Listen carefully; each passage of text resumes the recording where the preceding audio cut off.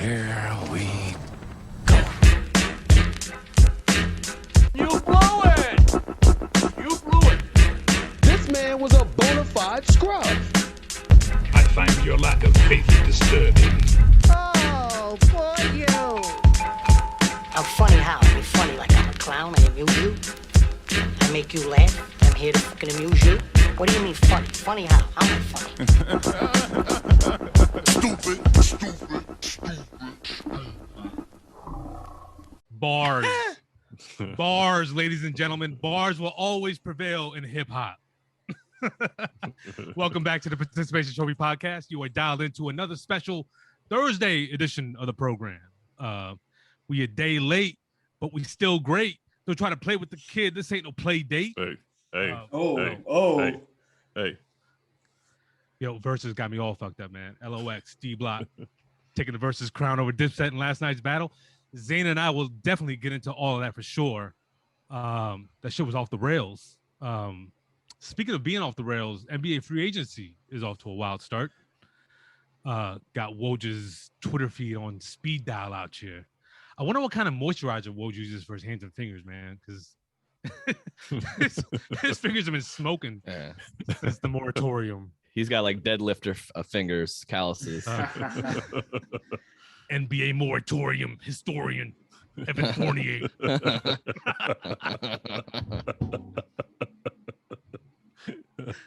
Oh man, shout out Chris D'Elia. I'm glad you back, man. Hey, y'all gonna have to walk me through some of this free agency stuff for real, because I had to binge scroll through a lot of Woj's Twitter feed to catch up on the madness. And Shams, don't forget Shams, man. And Shams, yeah. Yo, that's one of the funniest things on Twitter, like the Shams Woj beef that like only Twitter users have created. Yeah. It's so good. Hey, Shams mopped you. Yeah, I had to binge scroll through that man's Twitter feed to catch up on the madness, given that I was out all last weekend through Monday. That's the worst feeling, like when things are buzzing in sports, but you're completely like detached because you're on vacation or some shit. Oh no, I'm still when I'm on vacation. You can't pull away because your wife, or your girl won't understand. You know, exactly. Like, right. yeah, motherfuckers get dinner, and it's always the same question. Who are you you just put it down for 10 minutes, Who are please? you texting? What's so important? All we ask is one dinner, please. Can you just put your phone down, please? Things I do not have to worry about, and I'm happy about. Yeah. And especially if it's a birthday getaway for your wife, right? So that's why we were out. Oh, then you on the hook. Yeah. So that's exactly why I was completely out of the loop for the entire weekend. I guess the entire moratorium period until Monday night when I finally got back. I was looking at some stuff here and there, but Rehoboth Beach, man. My first time there. Is anybody else familiar with Rehoboth? Been there once. Yeah, familiar. Yeah, been through. Yeah. Okay. Yep. I usually do Ocean City and Virginia Beach. Rehoboth is nice. I fuck with Rehoboth. But there are some things, some grievances that I have to air out. Let me tell you something, man. Actually, you know what? Let me go ahead and let me take a stroll down the winery real quick. I'm gonna pour a glass here. This is a semi-chilled Cabernet, full-bodied with moist polyester notes extracted from the used hotel towels that remain bunched up in the corner of my bathroom because the hotel didn't offer room service. Wow. Oh, is that a COVID thing or is that their policy? I didn't ask. I didn't even know about it until the next morning when I was like, "Hey, we need, when do y'all come in? Because we need some new towels." And they said, "Nah, just leave them shits out. We'll replace them upon request."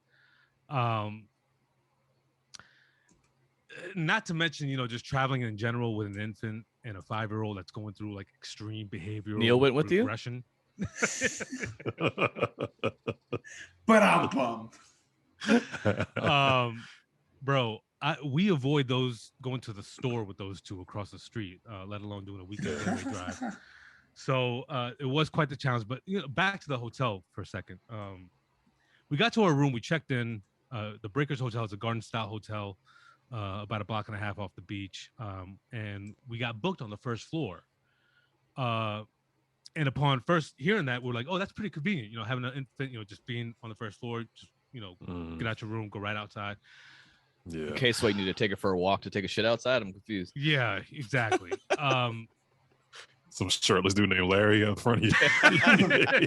Your sliding glass door. Listen. You're not It sounds far like off. a National Lampoon's like issue, like a fucking summer rental thing. Exactly. No, it's fine because you're not far off. Okay. So lo and behold, we got booked on the first floor. It happened to be right like the first door past the front desk area, directly across from the ice making machine. So in a balcony, it's a balcony that's, I guess you'd call it a patio if it's on the first floor. That's directly facing the main street and a sidewalk. So basically, 1 second. I'm sorry. Yeah. Can we talk about why vacation drives the need to get ice and fill a bucket of ice? You wouldn't do that shit at any other time, but there's something about being on vacation. You need to go get a bucket. What is it? To chill, like one bottle of water. You never use It's like a shit. ceremony. It's like we've landed, and now before we relax, we gotta prep. Ritual ice It's a bucket. ritual. Yeah. Yeah. It feels cool. No Get reason. snacks. Yeah. Yeah, and the shit just ends up being like a keg of ice water. It's a Right. By it's the a, end of the night. If right? you don't Bucket of use water it next morning. instantaneously, Exactly. with water. there's never Yeah. a need for it like that though. Never. All right, please. So anyway, Never. you were No, across the ice machine. I totally get it, but yeah. So I mean, we're right across the ice machine. We're right on the street. So we're basically sleeping in between the sounds of late night check-ins and ice bucket fill-ups from one side of the room, and 17-year-old kids on the street arguing over who got laid first. So like That was me in Rehoboth scene. Come on, get it straight. There you go. Right. Sure.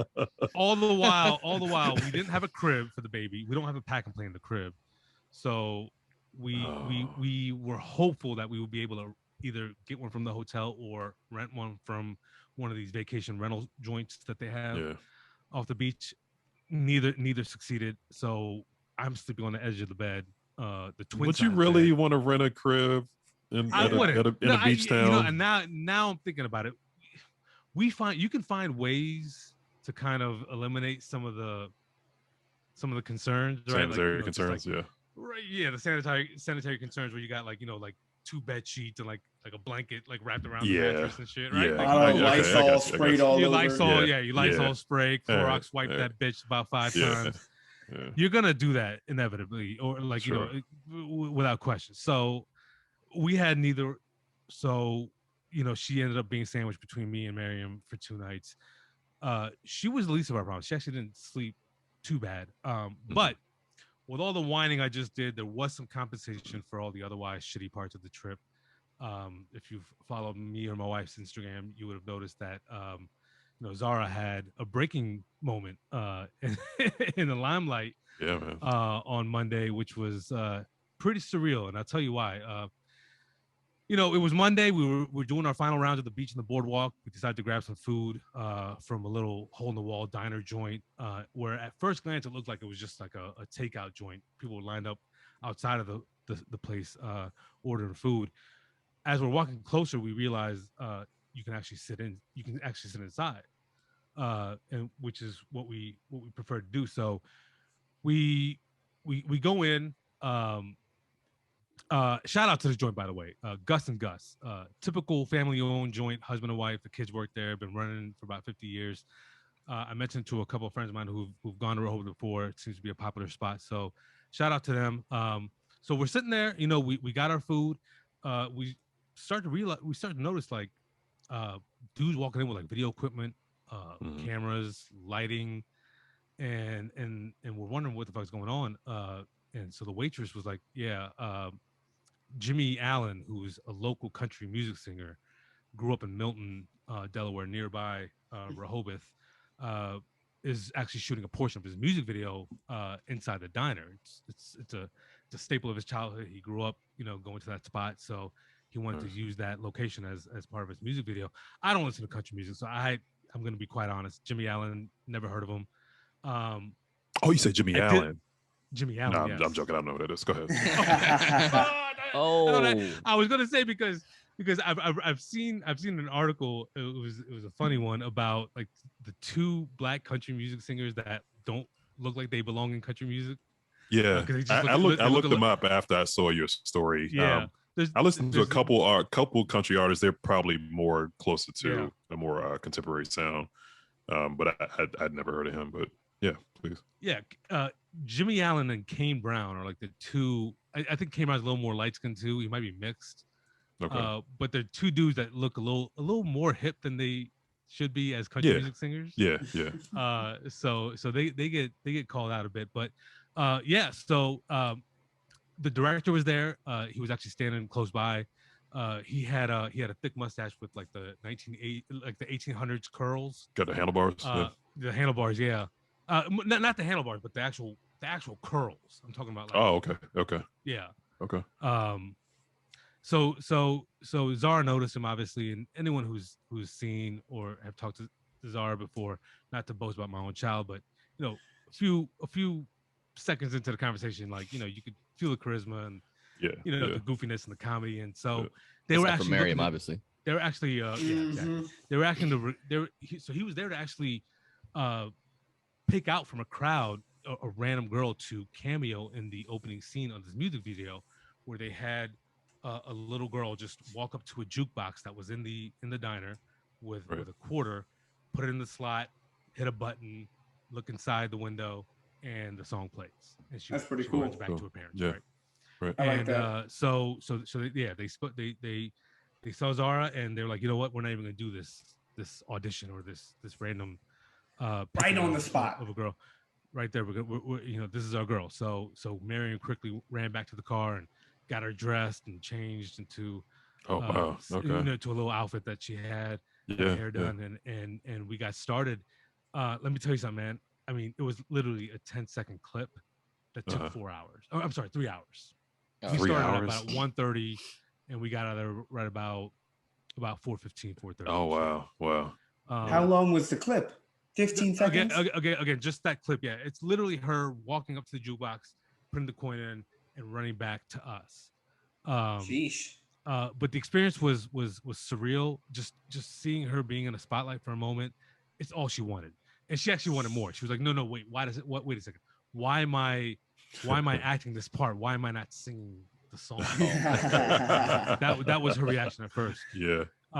She almost pulled the Will Smith when the Fresh Prince with who was the BBD Bell Live the Boat came. Oh yeah. What are you doing, Zara? I was trying to be in the video. Oh my god, that's exactly what it was. But what made it more surreal was the fact that a couple weeks ago, Miriam hearing some promotion on 99.5 about a talent agency that was hot 99.5. Yeah, that was holding an audition for young children to basically sign them up with an agent. It was an audition to just kind of recruit the talent, not for a particular gig or anything. We had Zara signed up for that on the Friday before we left. It was in Rockville. Wow. And because we were just running around getting ready for the trip and it being so far out of our way, we decided to cancel and just kind of follow up with them and say, hey, if there's any opportunity in the future, let us know. And we forego that opportunity, and boom, this just pops up out of nowhere. Fantastic, man. And so it was a great moment for Zara. It was a great moment for us. Just kind of getting that feedback from the crew, from the staff, and the director. We'll see where it goes from here. I'm not trying to overshare it and kind of just overhype it.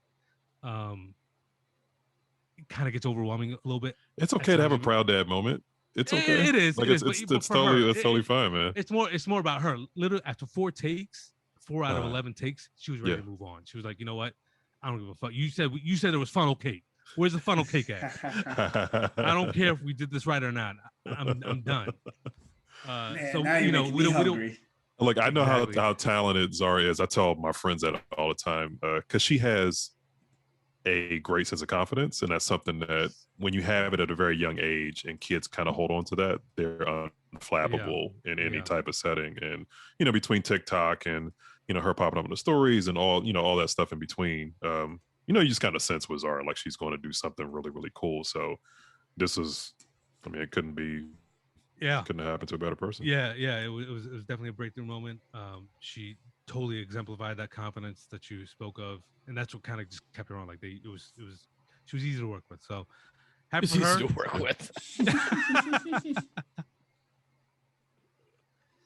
So, but you know, her overconfidence sometimes exposes my like self-consciousness that Zane likes to call out every now and then. I'm just like, she'll be like, yo, Dad, I want to make friends. I want to make friends with those kids over there. I'm just, no, man, they're not gonna like you, man. No, they're gonna like me. They're gonna like me. I'm gonna go over there. I'm gonna talk to them. I'm gonna say hi to them. I'm gonna say my name is Zara and I like Frozen, and they're gonna like that shit. It's an icebreaker. No, like No 5 pun minutes later, intended. she's in the middle of a circle of like parents and kids alike. Yeah, just circling around her, and she's just spewing off whatever bullshit. I love it. Yeah, man. So good for her. Great cap off to the weekend for us. Neil, you were out of town this week as well. You went to Chicago with a bunch of your homies. Yeah, after my guest appearance in Rehoboth, being the 17-year-old, they're talking about, getting laid for the first time. I went to Chicago. So I went to Chicago for a long weekend. Got there Friday, early afternoon, left Monday. My friends left Monday. I left Tuesday because I thought I was going to see my uncle.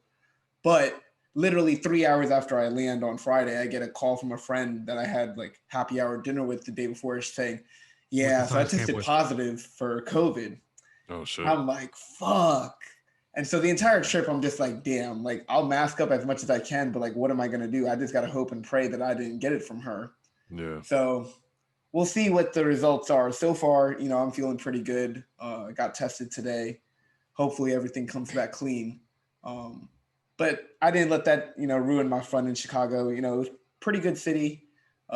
Chicago's the shit. Chicago's in the summer, especially. Oh yeah, I always tell people Chicago in the summer is fantastic. And so this was my second time going there, but the first time I went there was like for my aunt's wedding, and I was like 10 years old, so it doesn't really count. But damn, I didn't realize there are some fine brown women in the city of Chicago. Oh, Chicago's got a heavy Desi demographic. I did not realize. I was at literally every bar. I was like, damn, there's like 5 girls I could talk to right here. White folk, real quick. There's a whole block off of Michigan Ave that smells like straight curry.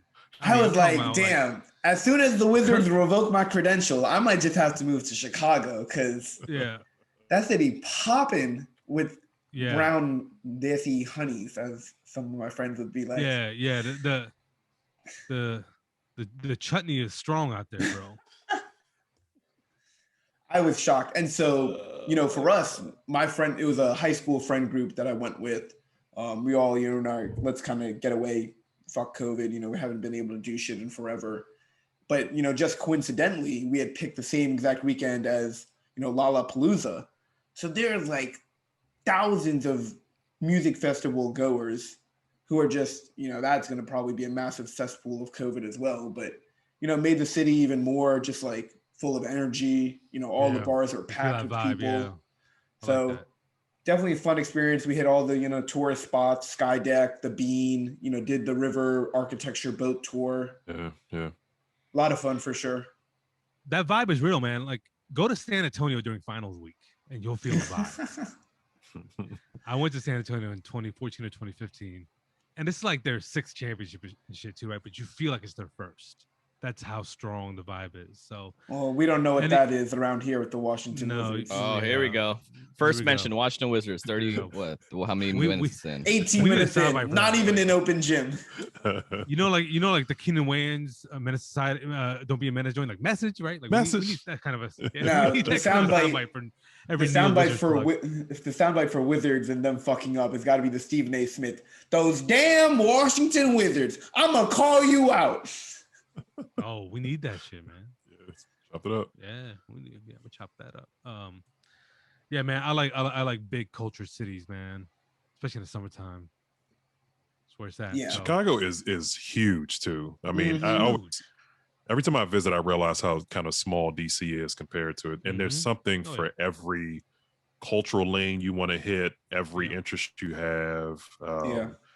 And I've been there, and I used to date somebody that lived in Chicago. I was going there like every other month, but I still feel like having gone there 10 plus times, I haven't seen, half of what the city has to offer. It's so cool. Yeah. And I loved it too, just from being in DC for essentially all of my life and all of the DC skyscraper laws. Chicago is great to look at. You have skyscrapers of every type and variety, every which way you look. So Definitely I feel like we just talked about Chicago on the show a few episodes ago. What was that about? Who went to Chicago? Or was that a guest? You're hallucinating. No? Maybe it was Jamal's guy. I think it was a guest. Cross country trip. Yeah. Eric Parsons lives in Chicago. Yeah, he lives in Chicago. Oh, that's what it was. Yeah. Yep. Yeah, Eric lives in Chicago. Yeah. All right. Yep. All right. Well, that's cool, man. Well, next time anyone goes up to Chicago, you might run into some new faces because there's a new light skin backcourt in Chi-Town. Yeah. We're going to talk about it. Let's go to Open Gym, man. Yo, yeah, the Chicago Bulls definitely making some news. We'll get into DeMar and Lonzo and the rest of the free agents in a hot sec, but of course we got to talk about Zane's favorite team first, the Wizards. Oh, Jesus. Kicked off. I'm surprised you were that confused. I know we're not going to open up with the Lakers or whoever the fuck your team is now. I don't like the fucking Lakers, but yeah, go ahead. The Wizards kicked off the busy offseason with a blockbuster move of their own. Russell Westbrook and his godforsaken cult of a stan base gets sent off to LA in a trade that rendered Kyle Kuzma, Montrezl Harrell, KCP, and the 22nd pick from last week's draft, which turned into Isaiah Jackson, which turned into Todd. Holiday. Todd. Whoa, wait a second, man. Okay. You're talking about 22. Then they traded. Wait a Sure. Yeah, bruh. He set you up, Neil. He set you up. Hey, he's confused so many names previously before. I have. He knew, but he was waiting for you to interject. Talking about Kentucky big man shot blocker. Yeah, motherfuckers. I'm prepared this time, all right? Motherfuckers. I got the names right. I'm not. Listen, we're not that incoherent yet. A trade that turned into Isaiah Jackson, which turned into Aaron Holiday, as well as the 31st pick, which became Isaiah Todd. Thank you, Neil, Jamal. Hey, my bad, man. Nah, fuck you. I've been on Twitter. I've been on Twitter reading shit for That's what it is. I haven't blinked in like 3 days. I'm sorry. Wizards got some slept options. Eyes wide open the entire night. Fucking contacts all dry. Yeah. Hey, that's why we breezing through this shit, man. We had a record mark of 11 minutes on Homeroom. 22. We don't want to talk about that. We're not talking about Czar tonight. Get through this shit. We go. Come on. I was told 30 seconds or less, Neil. That's all you get for Chicago. So yeah, the Wizards got some options now. Got some assets. We're still waiting for the next move. We got to move today. Dinwiddie got signed, but let's stick to Westbrook first. Let's talk about this move, Neil. The Westbrook move. It seems like it was a little premeditated. We know that Russ had plans to end up in LA at some point, if I'm reading it right, but take it away. Yeah, so, obviously Russ, grew up in LA, went to UCLA. He has a lot of family there. I believe his wife has a lot of family there. They're raising 3 young kids. They have a little bit older son, I think maybe around the age of 5, and then 2 younger twin daughters. So they've always had in mind, okay, once Russ is later in his career, LA is a place where he wants to go. Ramona Shelburne of ESPN, put out an article about how 2 years ago, he hit up Kawhi Leonard when Kawhi was looking to make the move after his Raptors championship and said, hey, trying to team up in LA. Yeah, Kawhi left him on red, went and hit up his other boy and teammate. Kawhi's like, hold on, I got another call on the line. I'm gonna hit you back. But he's the one that initiated I'm going through the a tunnel call. right now. I'm going through ain't no tunnels in LA. Hello. Of course, we know how that works out. Paul George and Kawhi team up in LA, but 2 years later, fast forward, and LeBron and AD are welcoming Russell Westbrook to the Lakers to try and get back to the promised land of a championship. And so Russ obviously wanted that. He told the Wizards, hey, if it's something that's mutually beneficial to both franchises, I'd be very welcome and appreciative of you guys to go out and do that. Tommy played it really well because the Lakers were theoretically trying to get Buddy Hield from Sacramento, who I think is a much better fit and asset. He's a shooter. He's younger. Real quick. How do you feel? How do you feel? How surprising was this to Tommy, or did he see this coming? Well, Russ let him know. Russ let them know that And Russ is not stupid. He obviously understands that Bradley Beal could theoretically be fed up at any moment these days and ask for a trade or say, I'm not going to resign when I'm a free agent next year. And so Russ is aware of that. And I'm sure he let them know with a little bit of advance warning. But Tommy smartly didn't really play on anything until draft day.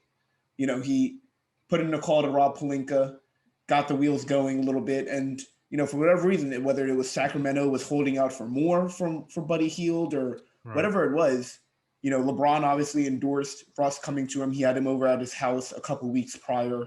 So this was all kind of stuff going on in the works. And, that's a little bit where the Mark Spears stuff came from, right? Oh, a sign and trade for Kuzma, Taylor Horton-Tucker, and Schroeder. Of course, I think the Wizards got a much better deal with Kuzma, KCP, who is Bradley Beal's very good friend, and Montrezl Harrell, who might play and, be valuable minutes if Thomas Bryant were to miss the beginning of the season. And especially because there's some reports that Schroeder and Kuzma beefed all last year, so you don't want to get into that shit. Schroeder is a very unlikable dude. He was a very unlikable dude in the Hawks-Wizards series way back when, too. I don't like him at all. He's like the basketball version of Anthony Mackie to me. I don't like Schroeder whatsoever. Never met the guy. Don't know him personally. I don't like his face. I don't like that fucking brown patch in his hair. I don't like the motherfucker at all. Yeah, that's true. John Wall hates him too because he would always say that, after he broke his wrist, he would keep slapping at it and be kind of a dirty player like that. He's a shit. Let's be honest. That Hawks series has a lot to do with your feelings, Jamal, and as it does for everybody. I feel the same way about a lot of people in that squad. That's a fair. But I get the other shit too. He's German with a brown patch in his hair. His name's Dennis. His name's Dennis. That motherfucker looks like an athletic rat. Looks like a fucking marsupial. I had a follow-up thing to this. What? Essentially, grand opening and grand closing of the Russell Westbrook era in all of less than 9 months. Yeah. Here's my question. Tommy, we talk about Tommy being able to move 240+ salaries in back-to-back off seasons, right? Like to me, that's remarkable, right? Like John Wall seemed untradeable. He found the perfect trade, partner in Houston where they wanted to get rid of Russ, and it was an even trade, inflated contract for inflated contract. Tommy, the next year finds another perfect fit. I don't think there's any other team that would have bit on Russell Westbrook's contract outside of LA. 2 years, $91 million left on that deal. Facts. Yeah, because I had become settled with the idea that we're going to be paying Russell Westbrook $50 million in his option year at the age of 34 and a half, and that there was no other team that was going to that was the last time that Russ was going to make that kind of money, or that any other team was going to bite on that kind of money to pay Russell Westbrook. But Tommy, the stars align. He finds another perfect suitor in LA, where a team that's in win now mode, obviously, right? And the LA connection, obviously, to Russ, and assets that they were willing to give up. Kuzma was somebody they wanted to offload for like the past 2 seasons. Right. You know what I mean? In KCP, again, expendable. Harrell, their 22nd pick. So big ups to Tommy for being in the right position at the right time, with these 2 massive ass contracts he's able to move off. So he did some more work in after that too. What's that? We'll get into some more work he put in too. Yeah, I mean he's done a lot in his short-term tenure. But the Westbrook era, short-lived. Obviously a lot of takeaways from that short-lived tenure. The triple-double record was big. Just seeing him win that in a Wizards uniform, it's just kind of cool. It's pretty cool. It's pretty cool to see. It's pretty crazy to go from Ted Leonsis unveiling 182 Wizards jersey for Westbrook to commemorate his all-time record surpassing Oscar, and then literally days later the backhand comment. What the fuck kind of shit? How do you not have a PR person telling you to shut the fuck up right then and there? It's just so unnecessary, and that's what I think Bradley Beal was tweeting about this morning, because somebody was they They just talked about it on First Take. I'm looking at that tweet, and then I see it on First Take, right? And you can only imagine like a free agent sitting at home and watching that headline. That was my thing. Yeah, that was the thing. That was the thing. Like it's just so unnecessary. It's a little bit understated how dangerous a comment like that is. But it also, I'm glad it shed national light on how we don't have great leadership and great ownership at the top. Yeah, well, absolutely. It's been it could have been a whisper before, but this was in the heat of free agency. Our owner said a very boneheaded thing, and I'm glad it's getting more attention. Why? What's that national spotlight going to do for the Wizards? It doesn't do anything. I'm genuinely asking because I don't like it. It's vindication for fans. How about that? It doesn't do anything for the franchise. It doesn't help anything. But I've been telling people for so long that. Yeah. I'm just saying. I get it. Yeah. How often do we vent about our owner only caring about the hockey team and just not knowing basketball and not turning over things to somebody with more subject matter expertise? Right. This put a big spotlight on it.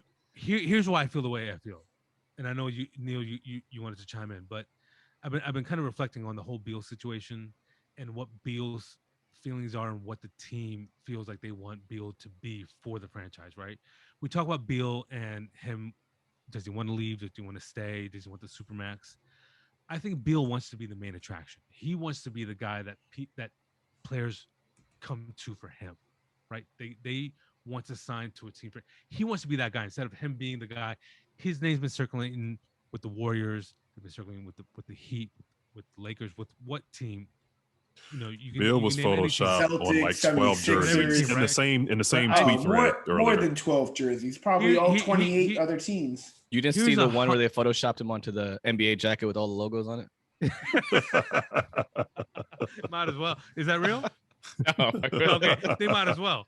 But here's my hunch, and this is what I've been thinking about for the past few nights, is I feel like Beal wants to be the attraction. He wants to be the reason why players come to DC to play because they say they want to play with Beal. And I feel like that's probably what the plan that the team has for him as well. And so I don't know. I just feel like I lost my point again. Do you feel like Ted's comments may have put off prospective free agents? Not that we have much more money to spend, but do you think that harmed us from possibly acquiring somebody else? Or yes, I feel like that's what kind of I just kind of see.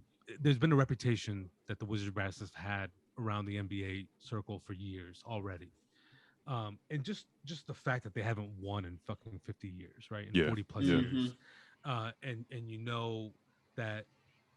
If you really follow basketball, you'll know that John Wall and Bradley Beal, for the amount of years that they played, namely John Wall, has never been equipped with a supporting cast. Sure.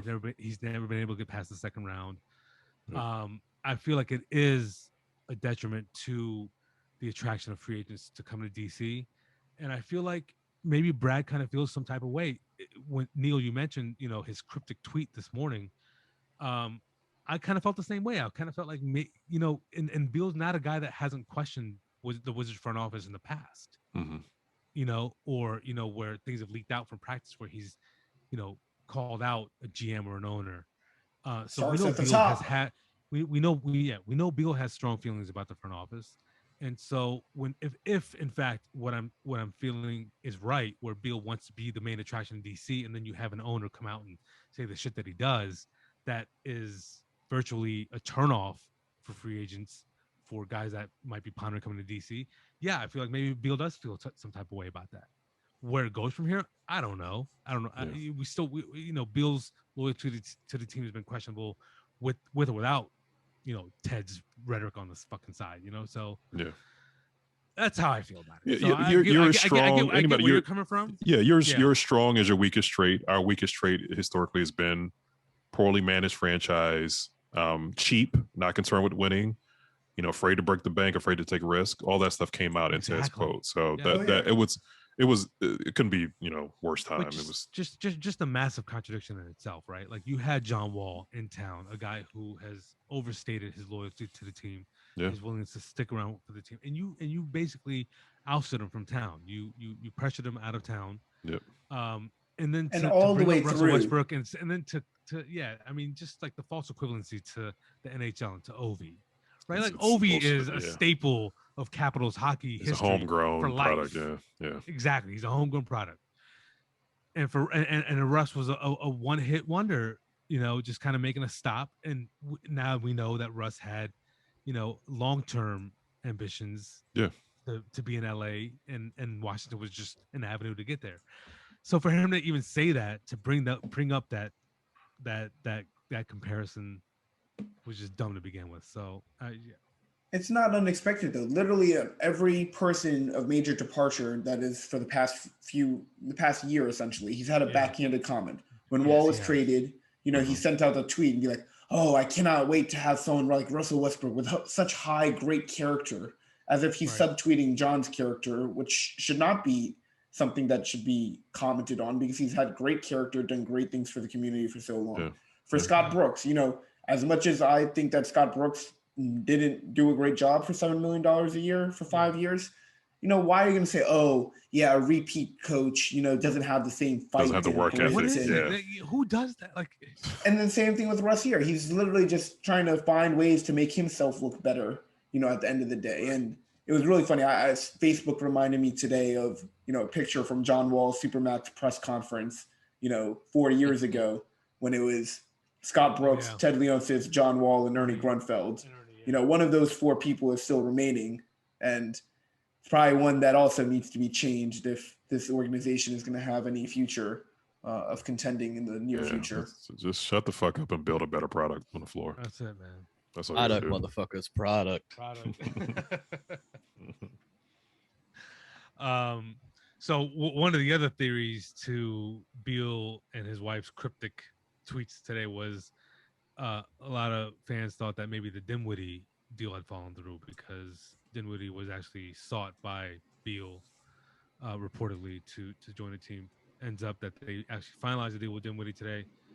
Neil, give us the specifics on that. Yeah, so essentially the Wizards don't have salary cap space to sign Dinwiddie outright. So they do a sign and trade with Brooklyn, which then becomes combined in with the Russell Westbrook trade.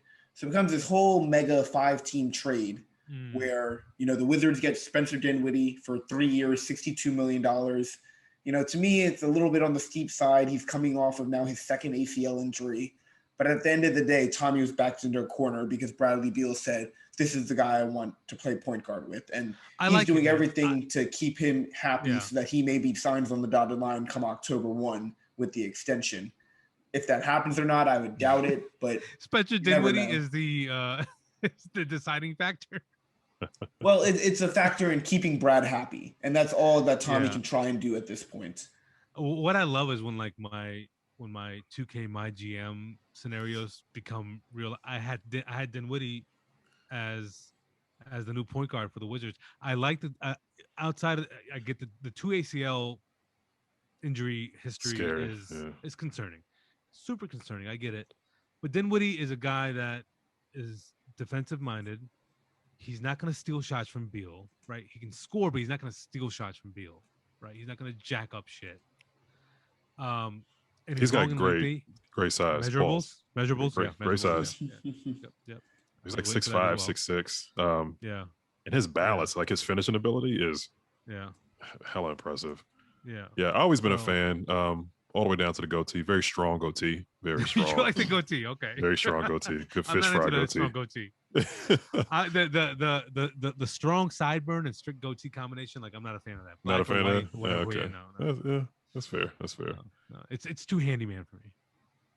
The real issue that the Wizards are going to run into is that, like Russell Westbrook, Spencer Dinwiddie, not really a great shooter. I think the one benefit is, okay, you do get the defense. And so hopefully, especially with the addition of Kentavious Caldwell-Pope, Kyle Kuzma, guys that can defend a little bit better, maybe with one Wes Unseld's system, they can turn things around there. But to me, I'm still pretty meh on the Spencer Dinwiddie trade. Like, where I think they had to do it. They had no choice but to do it. But I still don't see this team being a top 4 contender in the East. Maybe I don't think they'll get they like are. a 6th seed. No. Yeah, I don't think they are either. I think what I like about it now is the Wizards had depth, and we were very hamstrung, for lack of a better term, at the on wing positions last season. I mean, we were really, really hurting. I think we all saw Davis Bertans playing way too many minutes, playing out of position, deep into the season and the playoffs. So the fact that they have some wings now, people who have a reputation for playing defense, we have, age on our side, guys are younger.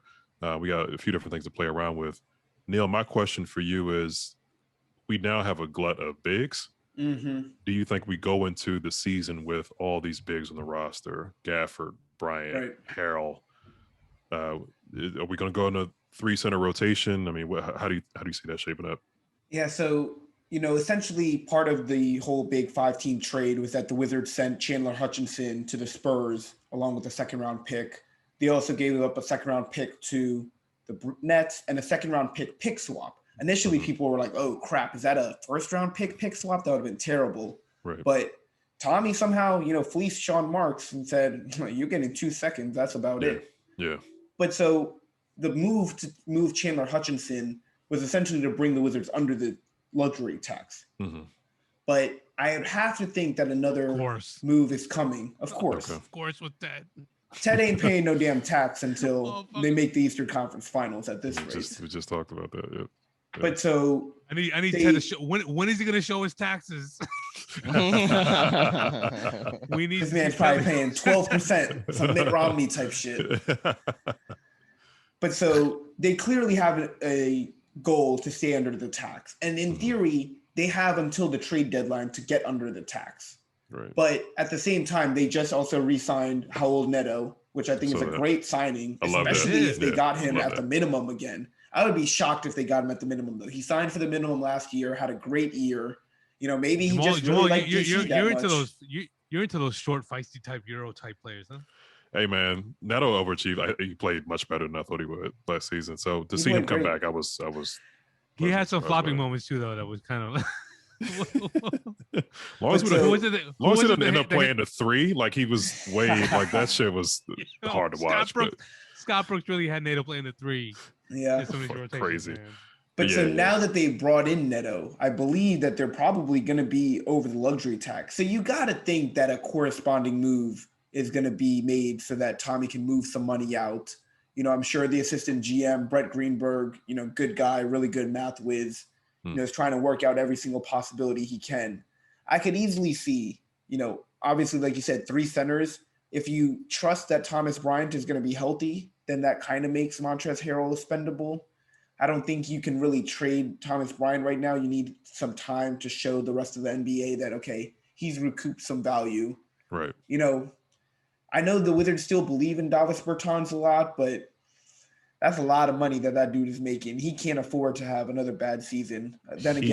Yeah, he might be another trade deadline type of move. And they got to hope that, okay, first half of the season, he recoups a little bit of value. Yeah. Some contenders looks and says, okay, $17 million to get, a 42% 3-point shooter. Maybe that's worth it to put us over the edge. Yep. So I think there's definitely still another move coming, whether that is before in the next month or so, before training camp starts in September. I would think so. But at the very least, if they were to hold on to, all 3 centers and all of these wings and that they have now, forwards that they have now, there's probably going to be some more trading at the deadline. Whether they're buyers or sellers, that will still be told. Who knows? If things really go bad, they could be, selling like crazy, including Bradley Beal, this in, say, February timeframe. Yeesh. Yeah. My whole thing is if the Wizards do decide to keep Harrell, who's he calling a bitch ass white boy first? Is it going to be Garrison Matthews or Ernie Johnson? Garrison's gone. White boy.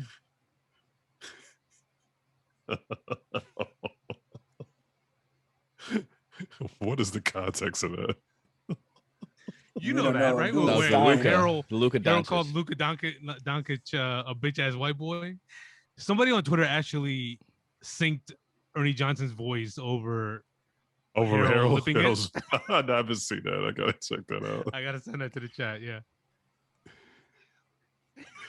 And you know how I feel, man. I want as many dogs on the squad as possible. Yes, so. Yeah. We always wanted a goon, like the dude that we would hate playing against. We want him on our squad. Yeah, we need like a Quincy AC type dude on the squad.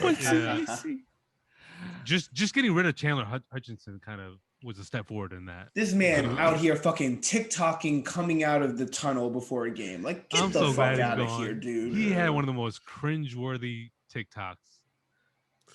It was pretty bad.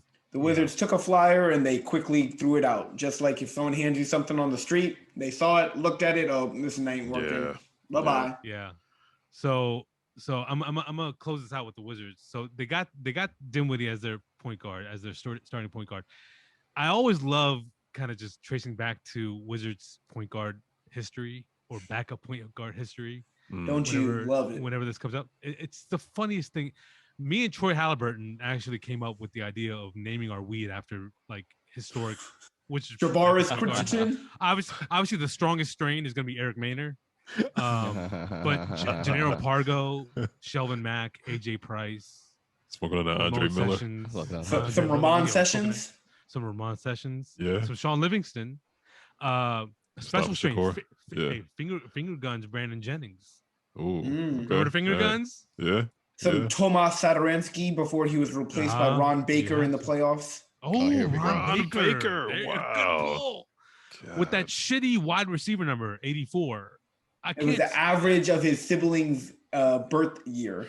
Oh my God. Another old-fashioned, old man, old school grievance. Players that wear like unorthodox jersey numbers. Yeah. Anything over 50. Yeah. Over 55, like 77 and shit. Like Doncic. Like, how cool would Doncic look if he wore like number 7? Yeah, I feel you. Right? Like Evan Fournier wearing number 94. The Yeah, only he's dudes got, that like, can get away with it. The only dudes that could get away with it historically is Ron Artest, because he's. I knew he was gonna say it first. Yeah. And Dennis Rodman, right? Like Dennis Rodman wore like 91 in Chicago, 73 in Dallas. How about Manute Bol? Didn't Manute wear 76? Manute Bol wore, he wore. I thought his Bradley his jersey wore. number mirrored his. That's what I always thought. So Bradley, Sean Bradley was 7'6". He wore 76 for his height. I think Mirasan did the same thing. Mirasan 77, yeah. But Bull also wore number 10. Like he wore normal numbers as well. Okay. That was for a different length. Yeah. Crowder's all right. He wears number 99. In what unit of measure? Oh God. Meters. Oh, Shit, I don't think so. You don't think so? That man hiding it real good then. Oh, Jesus. Okay. You got to jump to the next level, Neil. Yeah, I know. If it was Abdullah, we were talking about millimeters. Oh, shit. Yeah, Fight word. I like that. See, that's what I'm talking Spicy about, Neil. man. Back Spicy Neil. Spicy Neil. I love that, man. Spicy Neil is like the funniest. We're gonna have to get a soundbite for that. Spicy Neil. Yeah. Pencil that in for soundbite action items. All right. So the Wizards, we're waiting for some more movement. They're babysitting this shit right now. But like we mentioned, a lot of movement here around the rest of the NBA in the first few days of free agency. We got opt-outs, opt-ins, re-signings, new signings, 3-team trades, pick swaps, cum swaps if you're Dwight Howard. Probably going to cut that part out. Stupid. Wife swaps. Jeez. Who's wife swapping? Yeah. So, we are going to do a run through of some of these major moves. Let's go and call this bit "Hate It or Love It." Shout out to G Unit. Going to go and shout out some of these transactions here. Lonzo Ball and DeMar DeRozan, like I said, the new light skin backcourt in Chicago. Jamal, hate it or love it. I kind of love it, man. I think Chicago was overdue. They clearly flamed out in the playoffs last year. They didn't make it to the play-in. I thought they would, but I like Lonzo. I would have actually liked him here if we didn't get Dinwiddie, but I know he was interested in going to Chicago. And, throw DeRozan in the mix. I know they broke the bank for these guys, but I like the fact that Chicago has a contender for the first time in a while. So I love it. Yeah. And that's why I don't like it. DeRozan, 3 years, $85 million for a mid-range jump shooter who can, attack and stuff. But DeRozan's a hooper, bro. I agree, but 3 years, $85 million? Sheesh. Hey, man, you got to look. I would have definitely preferred Lonzo and DC. Price of the brick gone up. The market. Spencer Price Dinwiddie. of the brick gone up. Yeah. Inflation. Price of the brick. Price of the mid range going up. Yeah, price of the long tooth brick gone up, bro. I love the move. I'm a huge Lonzo Ball stan. I've been a huge supporter of Lonzo Ball. Lonzo Ball is like, I always argue about people with Lonzo Ball because there's this perception that he's a horrible shooter. Yeah. But he's improved every year. Every year he's improved on catch and shoot, spot up jumpers, jump shots. He's shooting more threes. And most of all, what I love about it and why I like players like Spencer Dinwiddie, Lonzo Ball to me is a winner. And you don't have to win to be a winner in the sense that since he's came in the league, he's going through so much scrutiny. Players have picked on him, the media has picked on him, and he's been very kind of stoic in a sense, and he's just improved his game. And he does things that other players don't do. He rebounds, he plays fucking defense. He's a very good defender. I think he's going to help their defense and help kind of cover up some of Zach LaVine's deficiencies on defense. Yep. So I'm a huge fan, and I would have loved to have him in DC, honestly. Absolutely. Yeah, he would have been great in DC. I love it as well. I talked about the Bulls roster last week. I like their core with it's gonna be fun to watch. It's regardless. But they needed that extra oomph. And Neil, I get your qualms about DeRozan, but he is a hooper. He is a baller. He's a scorer, and having him. They're going for it, right? Having him alongside Zach LaVine, who I also feel has been so improved as an offensive player, from several aspects. To have DeMar DeRozan join that, and again Lonzo Ball just ever improving as well, adding them to the court. If they keep Markkanen, I wouldn't mind that either. I think Markkanen still has a lot of potential, both as like a stretch 4, stretch 5 kind of player who's got size and can shoot. So I definitely like where the Bulls are going with this, and I really hope they do well in the East. Next up, Kyle Lowry, PJ Tucker going to Miami. Hate it or love it. Love it. Kind of. I'll go ahead, Jamal. Go ahead. Yeah, what's up with Jamal? Yeah. I like it. I mean, this team went to the finals a couple years ago. Probably not a roster that you would expect to go to the finals, but in the sense that, first of all, what did they get PJ Tucker for? 2 years, $15 million? Yeah, something like that. Team friendly deal. Why didn't a team like the Lakers go for someone like PJ Tucker is what I don't understand. Or somebody else who really wants to not get over the hump, but wants to add, like, obviously we saw what PJ Tucker did last year. We saw what he's done with the Rockets. He's such a malleable player.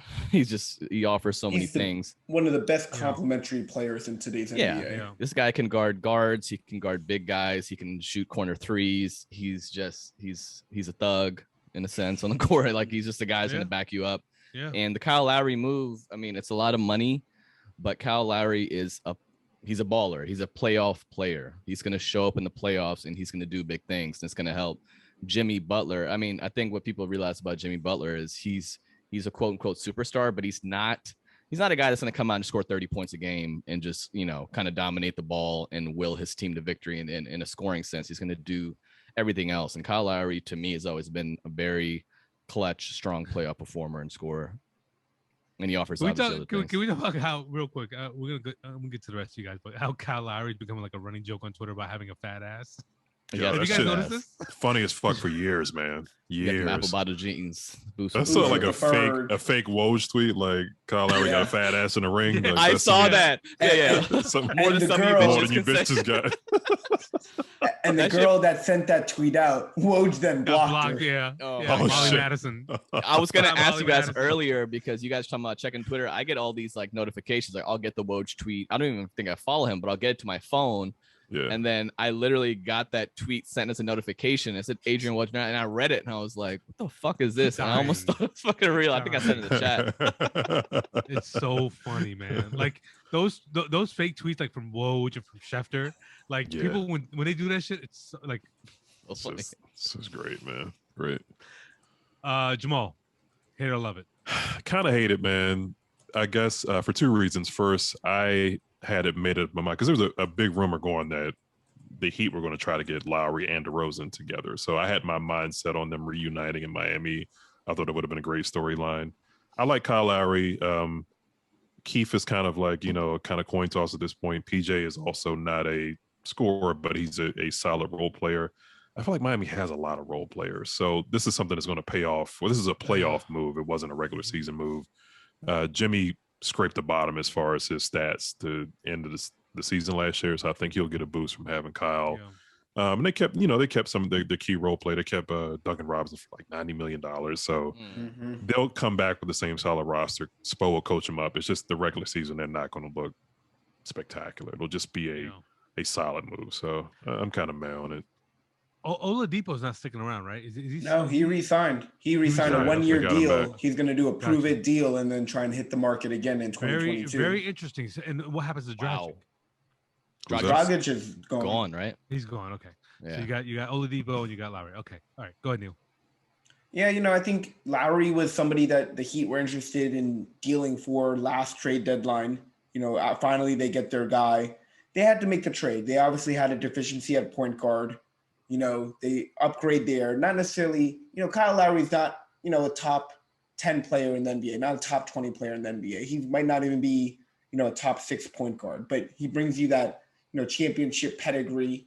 And that's something that the Heat need. They need somebody else besides Butler, besides Adebayo, that can do something and create. So they're going for it, much like every other team in the East, to try and, contend with, the Brooklyn Nets and the Milwaukee Bucks of the world.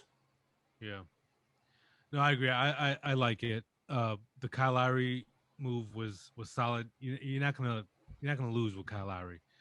I like the PJ Tucker move more, to kind of, to your points, Jamal and Zane, about him and his presence as a dog, as a locker room staple. I think with some of the guys that they have that are younger at that same position, Prince Achiuwa, Okpala, some of these guys, you got, I don't know if Iguodala's probably not going to stay, but he's gone. You've got that kind of, an influence in the locker room. I think it pays a lot of dividends for some of those younger guys who are going to probably be, replacing him fully in a year or two as starters. So some of these young guys. So I like it for Miami. Moving on, the Lakers. This is never ending here. Ariza, Bazemore, Nunn, Carmelo Anthony signing a 1-year deal. Malik Monk. Malik Monk got a little heat because they said he's a 23-year-old who's ring chasing already. taking lesser money to ring chase at the age of 23. Hey, get started early. Obviously Russ as well.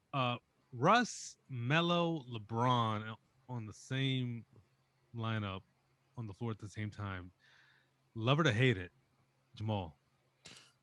Man, Jamal's always starting. Show some favoritism. We could probably do a. Would you like to start? Mm-hmm. Nah, you want to start? Do you want to start? Please go ahead. Please. Neil, go ahead. So I'll just say it was funny. I was going through security at Reagan to go to Chicago, and the 2 security guards, they were chopping it up. One was like, "Oh, this ain't gonna work." Russell Westbrook's gonna dominate the ball, and the other one said that Russell Westbrook and Anthony Davis are gonna be unstoppable in pick and roll. Yeah, thanks for reading my tweet, Zane. He didn't have it pulled up this time verbatim, but he remembered. I just thought that was funny, and I was like. He did it again. Anything is possible. They're lucky and they're smart that they got Wayne Ellington and Trevor Ariza to be the shooters around that team, because otherwise they're just going to pack the paint against that lineup of. It's a repeat of what was the Lakers team with Karl Malone and Gary Payton. Like, obviously we've seen those Kobe pictures Bryant. all week. 2002. Yeah, I mean it's will it work? I have no idea.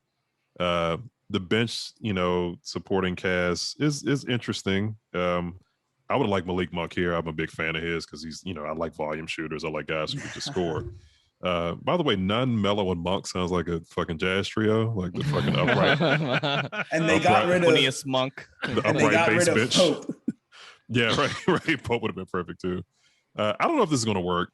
This isn't a regular season team. These guys are going to be on the shelf off and on throughout the entire regular season. The average starting age, what is the average age of starting five? Is like 34, 35 years old, something like that. Yeah. Dang, so Russ bringing the starting at the average down. I think if anything, what happened with Brooklyn in the playoffs showed us that that fucking health and Father Time is really undefeated. Mm-hmm. So you can assemble anything you fucking want, but it's going to matter, like, who's able to play when it really matters, when it's playoff time. AD, I think I mentioned, I don't think AD is going to play a full season again in his career. Expect Bron to take some time off. So we'll see how it looks, after 82 games. So I don't know if it's going to work or not, but as a roster's constructed, I mean, we'll see. So I'm kind of in the middle on it. Yeah, if you want. I don't love it. But the thing is with the Lakers, and I've been kind of saying this for a while, with LeBron and AD, if those two guys are healthy, those guys are locked for the Western Conference Finals, right? Mm-hmm. And as many deficiencies as Russell Westbrook has, especially for a team that struggled in the half court to score, I mean, this team is probably going to be pretty solid defensively. I mean, you're looking at, if you got LeBron and AD on defense, even Carmelo, who's not a great defender, he's a 6'7" guy. Russell Westbrook is 6'4". Smaller teams are going to struggle really to score on this team. This team is going to kill it in fast break points, and they run away with a lot of games just killing people with easy buckets. Like we saw what happened with the Bucks and the Suns. The Bucks just got easy buckets. They got layups. Mm-hmm. So this team to me is just like, as much as I don't like the move, I don't love the move. Like that team is just a fucking lock for the finals in the Western Conference Finals every year. And it's like, if nobody gets hurt, they're going to have a chance to win the title no matter what. Right. Like Neil said, Buddy Hield was probably a better fit, but LeBron really likes to, he's on this whole veteran thing. He doesn't like dealing with younger players and maybe not knowing what he's getting. So I don't know. It's going to be something right to see with health.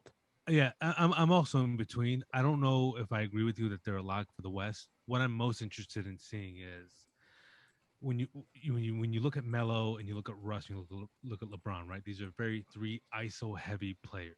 Sure. Very ISO heavy players to the point where it could stagnate an offense. I'm not saying that it will every time, but we've seen how Melo has been the detriment to an offense overall. We've seen how Russ has been the same. I'm not going to say LeBron is just, he's just too good to be considered that. But when you put those three on the floor, I'm not going to say that they're playing together at the same time. It's going to be interesting to see how Frank Vogel plays a part in all this. Yeah. With all these stars, all these egos, all these personas, all these traits on offense. Like I said, the ISO heavy, the ball. And ISO heavy offenses gives defenses breaks. Right. You were sitting around watching somebody take jab steps and clear the lane for 8 seconds at a time. Right. And I'm just very curious to see how Vogel and the rest of the coaching staff handle the rotations. Right. Are we going to see all? You mean LeBron handles the rotation? Right. You might be right. You might be right. And I don't know how well that's going to play in the Lakers' favor or against them. Right. I'm not fully confident that LeBron knows how to make the best decisions in the spur of the moment during a game. I just don't know. And so, but he's going to be on the floor at this time anyways. So I'm just curious about that to see how that unfolds. Yeah. I mean, I think you're completely right. Like the Lakers, just one of those teams, you'll watch them for a quarter and you'd be like, oh my fucking God, this offense is disgusting. Yeah. Right. And the next quarter, they go on a 4-minute run where they have a 28 to 8 run and the game is over because they just turn it up. It's just fucking crazy. It's that light switch. Yeah. All right. So jury's still out for me, but yeah. If I was a betting man, they're a lock for the West. Otto Porter goes to the Wizards. Yeah, this would just cap it off. Like you did that one on purpose, or you didn't do that one on purpose? I don't know. No, I did this on purpose just because the image of Otto Porter in goggles, drenched in champagne, hoisting a trophy, is so fitting with like Wizards lore, right? Yeah, of course. So Wizards lore. Yeah. If we've seen JaVale and Nick Young hosting trophies in goggles, drenched in champagne, we could see anybody in the same scenario that was an ex-Wizard. It's a long fall from grace. Otto Porter signs his $106.5 million to a minimum. To now, being signed to the minimum, going for the ring chasing. He didn't want the MLE money. He said, "I'm already good. The Wizards already gave me my money. I'm good." That's an average of $52 million. That's an interesting stat to find. Like, what's the biggest drop off in salary? Oh, I'm sure it's up there. The next. Yeah.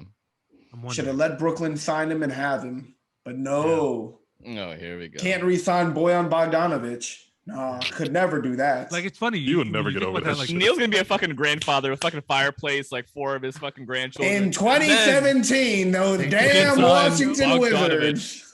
By then, Bogdanović is gonna become like a slur for him. Like, he's like mowing the lawn. He's like mowing the lawn. Like, oh, Bogdanović. Yeah, fucking Bogdanović, motherfucker. Fucking. The gabagoo. Like, Grandpa, please. He just asked if you wanted iced tea. Yeah. Have you guys seen that? Have you guys seen that video on Twitter with the dude in the all velvet outfit, the white dude? He's like, when he's acting like he's like, yo, this is like a North Jersey, like Italian dude, like, yeah, the fucking the gabagoo. Oh yeah. All right, man. Hey, let's keep it going here. CP3 re-signing with the Suns. Like it, love it. Want to run it back? I love it. Yeah, I love it. Running back. He clearly made a mark there, made a huge difference for the franchise. I didn't, even when he opted out at the last minute, I fully expected him to go back. So I think it's cool. He is instant, Suns legend right at this point. Yeah. Zane, I gotta get to your take because you're the resident CP3 stan here. I don't know what to make of it.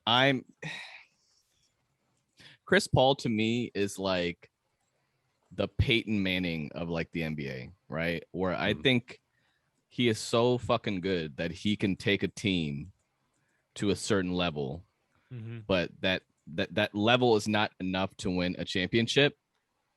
And I feel like he's always going to come short because it's like, oh, hey, we went to the finals, right? Let's try it again. You know what I'm saying? And then next year they're going to fucking lose in the first round. Yeah. Because I don't think the team is good enough yet. I don't think they have the players yet. So unfortunately. But they signed Joe McGee. Yeah, I know, right? I just don't see this team winning. So it's like, it's tough. Like I want him to go somewhere, but obviously I respect the fact that he stayed there. I just don't think it's enough. I don't think the team's good enough and he's never going to win a championship. I hope I'm wrong, but I just don't see it happening. I just think he's good enough to do that. But how old is he now? He's what? 36. So he's 36. They're going to be paying him big money when he's 40 years old. When he's 40 years old, he's going to get worse. He can make? He's like it's $50 million when he's 40. Yeah, exactly. Which is what he would have been. He would have been making 44 million, something like that, this next year. So when he's 50, he's going to make $60 million. Yeah. But he was the second best player on the Suns, right?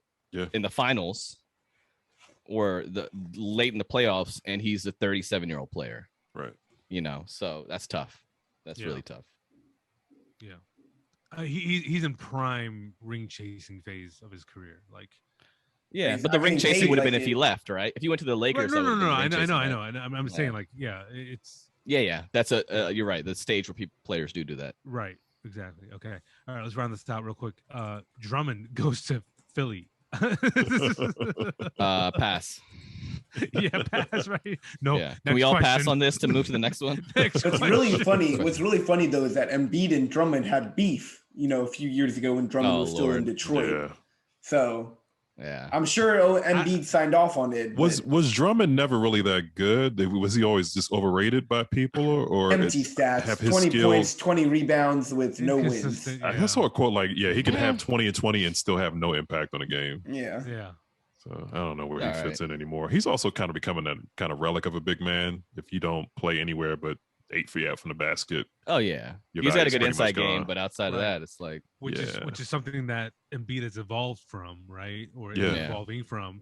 Yep. So it's just seeing the two, or just imagining the two on the floor at the same time. It's like seeing two dudes on stilts, like with like cracked stilts, like they're like I don't know, man. It just seems so. It's a weird fit, yeah. It's a weird fit. Kemba gets bought out. Exactly what we wanted. Exactly what we wanted. This is a perfect spot for him in a sense. All the Knicks are actually pretty good now, so I don't know how much. And they got Derrick Rose back. Yeah. Cardiac Kemba back in Madison Square Garden. Yeah. They got a good guard rotation. Kemba, Rose, Quigley off the bench. If Kemba can stay healthy and get 80% of his form back, it's a good look for him. I think he'll be boosted just by being home. Yeah. How do you guys feel about RJ Barrett? Do you believe in RJ Barrett? Man. I want to. I don't. He had a good season. He had a good second year. Yeah. I don't know, man. He gives me like Allen Houston vibes, like just like lights out shooter vibes, can attack the basket, but I don't see it from him. You don't see him separate himself as like a star. Yeah. And he has all the potential. He is with Drew Hanlon. He's with Drew Hanlon. Okay, so that's a very good point. That's a very good point. You know that offensive that might change my mind game in about half a season. Yeah, a couple years. Yeah, that's a good point. So Drew Hanlon's his coach, his trainer. Wow. Okay. All right, we're gonna leave it there with free agency. The NBA draft was last week as well. We talked about the Wizards scoring 2 first-round picks. Well, then they traded back out of it. Technically. Whoa. We're talking about the Wizards again? What's going on? Yeah. 30 more minutes of this, Zane. Yeah. Circle back. Corey Kispert, Isaiah Todd, the 2 picks. Neil, quick takes. Yeah, so obviously Corey Kispert is somebody that, Tommy Shepard is boasting, okay, best shooter in the draft. And that's something that we were targeting. Obviously every GM is going to say this, that, we didn't even think that he would fall to us. And when he did, it was a great, pick for us. And, we'll see. Obviously Tommy Shepard has a good relationship with Gonzaga coach Mark Few. Obviously that's helped develop, into what ended up being the Rui Hachimura draft pick 2 years ago. So, Hachimura and Kispert are former teammates, good friends. So it'll definitely be interesting. We'll see how much of a contribution Kispert can make, early in his NBA career. We'll see him out in Summer League in a week, along with Isaiah Todd. It's a good picks. I don't think the Wizards could have done, much better than what they got. So looking forward to it for sure. It bothers me how good looking Kispert is. Hey, his good looking girlfriend too, because his recreation of the Jan Vesely kiss on draft night, I was like, damn, 10 years later, much better. Good one up there. I'm talking about Kispert. He's talking about his girlfriend. Okay. Yeah, I'm gonna try and one of my friends. No, it's funny. Spicy Neil turned into horny Neil at 110 mark. Not turning. It always is like that. But one of my friends, she was saying, "Oh, it doesn't matter if a girl has a girlfriend. That means just this one guy you got to compete with. When you got to go going after a girl that has no boyfriend, you got to deal with all the guys that you got to deal with." I was like, "Damn, that's facts." All right, Neil, gonna turn into Mr. Steal Your Girl then. What? Corey Kispert, watch out. What the fuck just happened? Oh my god! Now I'm gonna plug in fucking Trey Songz in this shit now. Ooh, bottoms up. It's Mr. Steal Your Girl. Oh man! All right. Other noteworthy picks. Jamal, I know you got thoughts here. The Rockets. Yeah. Jalen Green. Before we get into that, the draft kind of the lottery order shook out mainly like people expected. I think the first surprise of the night was Scotty Barnes going to Toronto over Jalen Suggs, and then things got a little weird from there. Kuminga went. I know that I was talking about last week. Kuminga might slide a little bit. I think he ended up in a great spot with the Warriors because he's not a guy that needs to be a lot higher than we thought, right? Yeah. I thought he was going to be at least around 9-10, but he jumped up a little bit. Good for him. I think it's a good place for him. He's already hitting the highlight reel from Summer League because the guy's extremely athletic, so he's in a good spot. Yeah, he had a great breakaway dunk tonight. So Rockets, kind of the talk of the draft, they got four players to start to kind of grow their rebuild. Jalen Green, obviously, the number 2 pick. Alperen Sengun, who some Wizards fans were afraid might slip to Washington and be a Tommy Shepard type of pick, but he went before. Garuba, and that's the defensive kind of anchor guy from Spain. And then they grabbed Josh Christopher, who I was a fan of, Arizona State dude. He played AAU ball with Jalen Green. Those guys are teaming back up. It's a great story. They're going to be good together. Talk about Kuminga. Good second rounders. Ayo Dosunmu, that's how you pronounce it. He played ball at Illinois. Yep. Was once going to be probably around a late lottery, like kind of early 20s pick. He did slide out of the first round, but the Bulls were able to grab him. I think, he'll probably work his way into the rotation at some point, hopefully. And then Sharif Cooper, who I wanted Washington to draft with their second available pick once they got the second pick. He ends up in Atlanta. Very good for him, kind of a home thing for him. I think he's going to be a sleeper. Sharif's a baller. Been watching him since high school. I think he landed in a great spot. So, yeah, summer league starting up. Looking forward to seeing these guys. I think Wizards start on Sunday, right? Mm-hmm. So yeah, I'm looking forward to seeing the roster. Wiz grabbed some interesting players too on the roster. So yeah. Of course, I got to shout out my guy Aaron Wiggins, the Terp. Oklahoma City grabs him at 55. I think it's a great value pick. He's the prototypical 3-and-D guy that the NBA is raving over. Got a good shot, good length, good measurables, as Abdullah would say. He's going to be a one to watch in a couple of years. Yeah. Hearing the Rockets being in a rebuild mode, it's just so sad when you see like, when's that John Wall buyout coming? I know everybody's watching for that, right? 2 years removed from being a 65-win team. And you couldn't, sad. All right, we're gonna close this out. We got some off-season participation trophies to hand out here. Perk's gonna be in it, right? I mean, this guy you think I mispronounce names or get the wrong last names, whatever the fuck? Kendrick Perkins, bro. He botched Vucevic a couple weeks ago. Vusa. Didn't think we can get worse than that. Did not think we can get worse than that. As Flip Saunders says, do not ever think he can get worse because it can. It can. Yeah, there's going to be a draft prospect named Moses Moody, or as Perk would like to call him,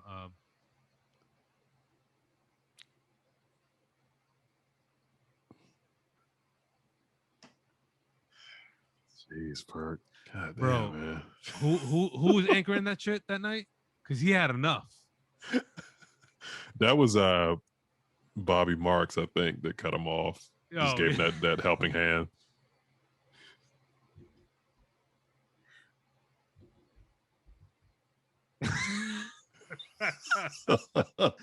Yeah, I mean, if Perk's in on the joke because he didn't pronounce Alperen Sengun's name later. He was like, I would say it, but he said, I'm not gonna do it. I'm not doing it. And he laughed it off. Yeah, but I can't believe they replaced Paul Pierce because of one strip poker game with this man.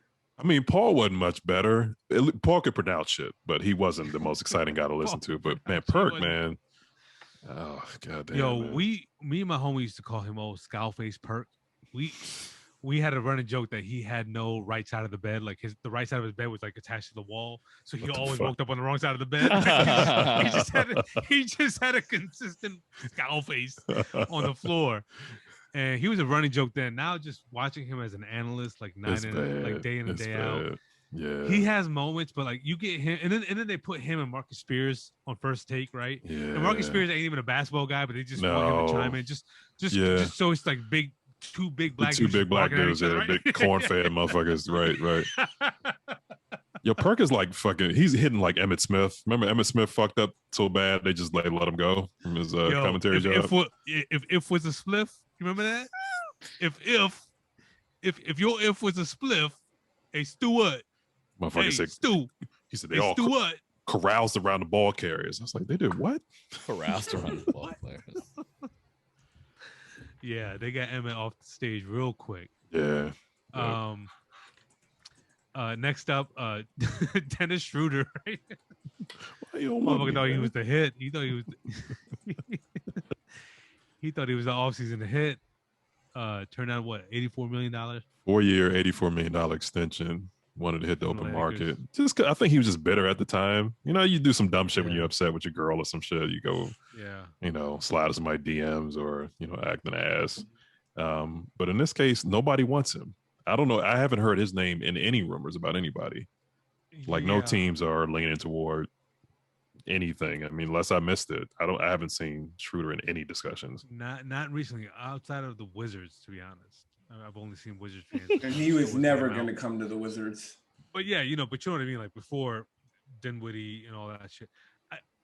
Look, here are the people that have been, here are the players that have been taken before him. Like Patty Mills is gone. He's off the market.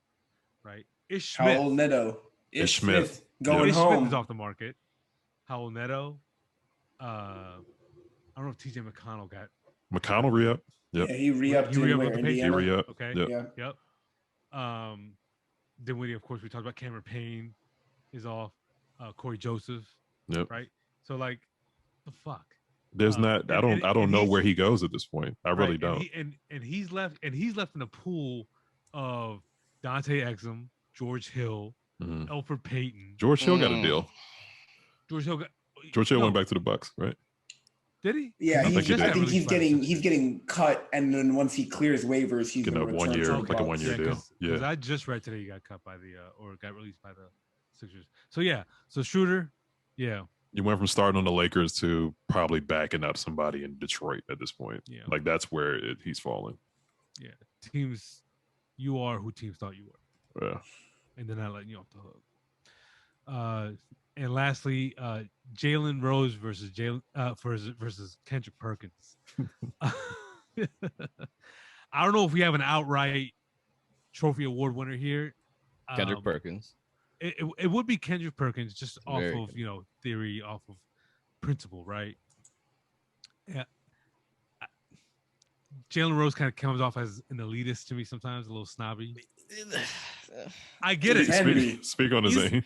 He's an elite life with the wife too. Jalen is, to me, is like the only real analyst I in agree. the NBA. Like Jay Williams to a certain degree, some of these other, but like Google Kendrick Perkins' name right now. You're gonna find 20 articles with these fucking scorching hot takes of like just shitting on this player, shitting on that player. Who has a better legacy, Kevin Durant or Giannis Antetokounmpo? Like, it's just all bullshit, right? And Jalen Rose is doing what we wish that we wish like shitty cops would do, like to like you know what I'm saying, like or like a good cop would do and call out the shitty cops, right? Shitty cops, yeah. Yeah, that's what he's doing, right? Yeah, like he's calling out other not journalists but analysts, right, for their horrible takes, right? That don't age well. They're just saying shit like to say it. They're not being held accountable. So that's why I love it, because Kendrick Perkins just fucking sucks. And Jalen Rose is the best. He's the only guy I really listen to. He's the only guy who actually provides analysis, who's not just throwing something out there without any reasoning. And most of the stuff he says usually comes true. Go ahead, Jamal. No, I mean I agree. I agree. Yeah. I like I said, I feel like, I don't disagree with anything you said in regards of like them as analysts. Kendrick Perkins does suck, and Jalen Rose has been the best of the best, right? I just feel like in that moment, in that argument, in that the back and forth they were going through, Jalen just kind of he's been a little extra snobby, right? And to your point, he's not a guy that shies away from calling out people for their shitty takes. Sure. Yeah. Water Pistol Pete. It has been that bad. It has been that bad with Kendrick. So yeah, we're gonna give it to Perkins. Neil, he said he wears pastor suits. He wears pastor suits. Yeah, 80s pastor suits. 80s pastor suits. Yeah, I would say, what yeah. Zane was saying, I think Jalen Rose, his take is good. I'm still just jealous of the life he lives. He lives a good life. Oh, Lord. Nice Horny wife. Neil with the gotta keep it's a recurring theme. We were talking about Heidi Klum a couple weeks ago. Gotta keep it going. But I would say Zach Lowe, pretty good analyst for ESPN there too. But I'm talking about players. Sure, from a player perspective, right? That's fair. But I want to talk more about Jalen Rose's fake hairline that Jamal was talking about. We got photographic evidence of this. Jamal's like, I'm not paying attention. Photograph evidence of what? Of what? Jalen Rose's fake hairline. Oh, come on! It's your shit's not that crispy all the fucking time. But what's wrong with it? If he's not, it's not like he's like showing up on the screen like, you see my hairline, like not hating. I mean, look, as somebody that doesn't have hair, it could be a tinge of hate in there. But I'm just saying, like, but just please understand that shit is fiber enhanced. That's all. Yeah, it's too crispy. It looks great. It looks drawn on. Barbers doing a great job, but it's not 100% natural. That's all. Of course. A little bit fine point Sharpie in there. Yeah. And to his credit, he also apologized. He took ownership of the situation, and actually he was the one to apologize to Kendrick Perkins over whatever the whole thing was. So I definitely respect him for that. Okay. All right. Yeah, fucking Greeny just walked off the fucking set. Huh? During that little back and forth. Yeah, Mike Greenberg. Another guy who sucks. Who do you think? Really? I like He's fucking Greeny. trash. He's horrible. He's just like any one of these guys. Yeah, give me his job. No fucking idea what's going on, and just like. I don't really see himself as an analyst though. It's my fault. I see all these guys on TV. You like Jeff Darlington? Tell me you like Jeff Darlington. Who the fuck is that? Yeah, who was that? Damn, Mazar in his music video too. NFL guy. Jeff Darlington. Sounds like a country singer. I'm actually surprised you guys don't know Jeff Darlington. Yeah, NFL dude. I'm always gonna side. Like I watched Greeny and who's the other guy? Well, Golick and Greenberg, and it was just a guy who knows what he's talking about, and another guy arguing with him nonstop about shit he has no idea what he's talking about. And yeah, Mike and Mike in the Morning. That was that shit 5 years ago, 10 years ago. I never watched that. Yeah. Okay. I don't know if I'm gonna get over the fact that you guys don't know Jeff Darlington. I do. I don't watch much of the sports shows. Yeah, I don't know the names. I just know it from Twitter. Okay. He breaks some news every now and then. All right. Let's fucking Jamal is fading the fuck out. So we need to... He said, I ain't paying attention. I don't know what He's y'all like, just what? said. Yeah, what? Oh, you called on me? Oh, sorry, I forgot. I didn't know how to unmute my for a second. Oh man. Who the fuck is Jeff Darlington? I've never seen this guy in my life. Don't worry about it, man. Just forget about it. Now, if you asked about Diana Rossini, Horny Neil is dropping bombs every 5 minutes. At this point, I just got to play into it. Yeah. Damn, I got to got to put all this together. Hey, listen, we're gonna keep the participation trophies rolling in theater. Dipset LOX versus recap coming up next.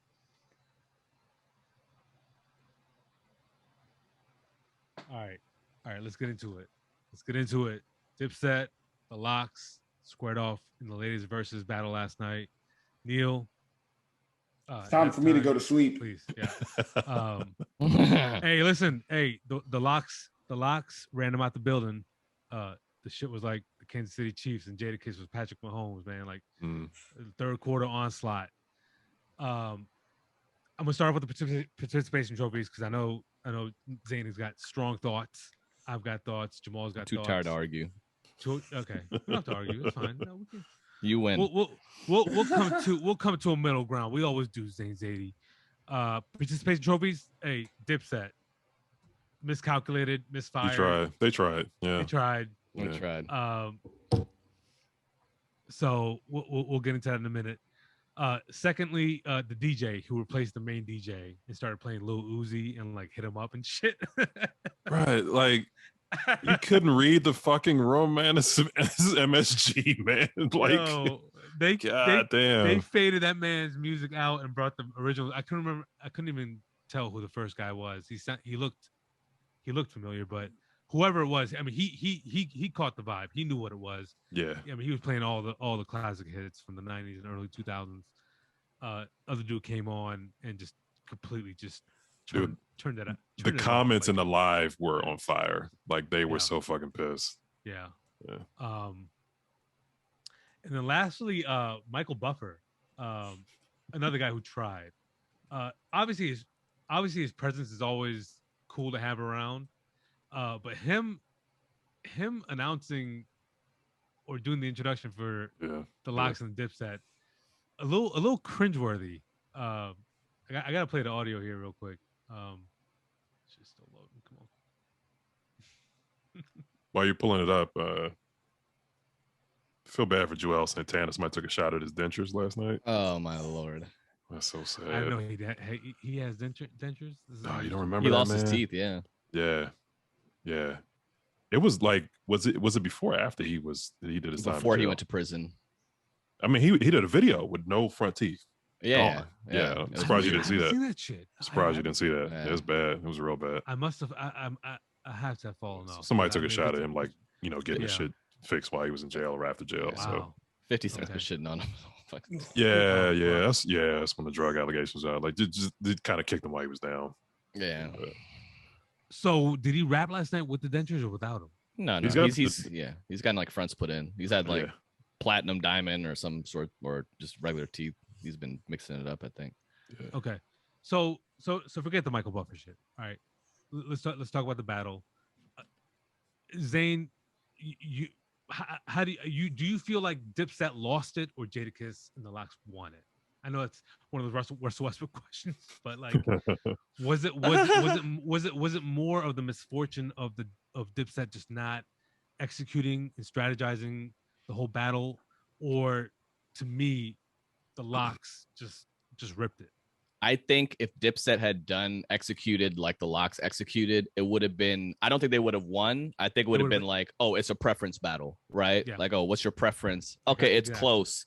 Yeah. But I thought like halfway through, I thought like Dipset was on their heels. But then after, I want to say there was a segment, which I don't understand what happened. Like the Locks did 2 back-to-back songs. They did one song and then they did Locked Up. And I was like, okay, it's over. And then after that they were just cruising, and then the Locks Dipset misfired. Some of the segments were just, you know, they let them play like in one round alone. The Locks did 3 features, right? Mariah, they bullied them, honestly. J-Lo, right? From an MC perspective, they bullied them. They took advantage of the time. They were talking shit and they executed. So it was like, they pretty much beat them in every category. Yeah, Jamal, how'd you see it? I think it was pretty lopsided too. I mean, we talked about it in the chat. It working a crowd just goes a long way. When Jada is feeding off the energy, when he's freestyling, when he's fucking embarrassing motherfucker, taking Joel's bandana off and fucking throwing it on the ground, and like all that shit, like he knew how to work the crowd. That adds up. Yeah, and it frankly just overshadowed anything Dipset did. Exactly, because even songs that I thought would hit for Dipset, their biggest hits, they didn't hit the same way because of those things, that the crowd was a little bit turned off by them. Even the bangers that I thought were better songs than some of the stuff the Locks doing, it didn't matter. It didn't matter. Because no matter what the fuck the Locks did at that point. Bro, they missed on so many fucking songs that I was waiting for them to. Yeah, and they did it when it was too late. They did it when it was too late. Like Get 'Em Girls, right? Just you completely in the background. Yeah, it's like background music at this point. Yeah. Gangster music. Like these are just bangers that you. Yeah. And to your point, and this is why I feel like Jada and the Locks won it more than Dipset lost it, is because, kind of going back to my points last week, is like Jada doesn't take this shit as a joke or as like a sideshow or as some sort of social media trend or some shit, right? Like put him on a stage and give him a mic and say this is a hip hop battle. He's taking that shit serious. Yeah. And Styles P is super serious as well. Like all of Styles P's lyrics are just fucking gangsta ass serious shit. Yeah. Very direct and to the point. Very direct, right? Like shoot you in the back, I shoot your girl in the head while she halfway down my cock. Like who the fuck says that? Yeah, my brother's like, yeah. Right? But that's what you saw Styles P, and that's why I felt like I joked about Hell Rell last week showing up for Dipset, because Hell Rell would have fucking countered Styles P in some of these like bar for bar tracks and songs, whereas Dipset as catchy and as lyrical as they can be, not all of them, mostly just 1 out of 4 really, right? Most of the shit is predicated off of just like fun, just wilding out. Yeah, I saw somebody say like that Tutti Frutti so and so, that shit don't work tonight. That was the biggest discrepancy for me, because people hungry for some street shit, and that's cool. Jada brought that shit plus more. Exactly, and one of the things I've always like respected, and why I'm such a stan for the Locks and D Block and Jada, is because seeing the fact that they left Bad Boy after they had that deal, and I know all that puff shit in between. I get it, right? Yeah. But for the most part, the deciding factor for the Locks to move away from that whole movement was because we don't want to be in fucking shiny suits, man. Like we just don't we don't feel comfortable doing that shit. And they went back to that raw gutter shit. Not to say that they weren't after the money. I get it. Yeah. Right? But some people, like, hip hop is hip hop, and then they bars are bars. Yep. And that's what that was his whole stance last night on the stage, was like, yo, this is fucking hip hop. All that other shit, they were clowning Dipset for rapping over their own, vocals, recorded vocals, right? Mm-hmm. And Jada responded by just the Who Shot Your freestyle. Like that was it. That was it. At that point, they had a fucking 30-point lead. Yeah, you know what I mean. Like that was it. Like asked to sim out with VC credit. Like say it was a rap. Yeah, shit was hard, man. So, but to your point, Zane, if they had executed better, it would have been closer. I still don't think it would have been enough. Yeah, probably wouldn't have been enough. I thought it would have been a lot closer. Yeah. than it was. But to me, like the big thing was just the catalog execution. Like I couldn't understand what the fuck they were saying when they were rapping. It was like three dudes rapping at the same time. Right.